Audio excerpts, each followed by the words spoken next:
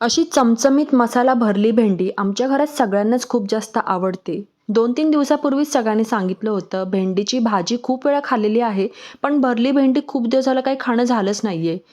भेंडीचा सगळ्यांचा हा आवडता प्रकार आता आपल्याला बनवलाच पाहिजे. त्यासाठी आहे ना, मी पावशेर कोवळी भेंडी आणली होती आणि ती आणल्याबरोबर स्वच्छ धुवून घेतली आणि त्यानंतर आहे ना, ती अशी उभी चिरून घेतली होती. म्हणजे त्याला अशा चिरा पाडून घेतल्या होत्या.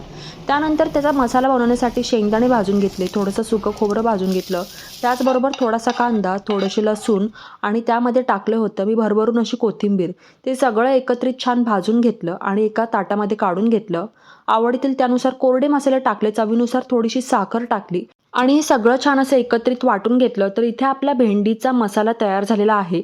भेंडीच्या चिरा पाडून घेतलेल्या भागामध्ये आपल्याला मसाला अशा पद्धतीने छान असा भरून घ्यायचा आहे आणि एक एक करत सर्व तुकड्यांमध्ये मी मसाला छान असा भरून घेतला आणि तव्यावरती तेलसुद्धा तापत ठेवलं होतं. एक एक भेंडीचा तुकडा आहे ना, त्यावरती ठेवून घ्यायला सुरुवात केली.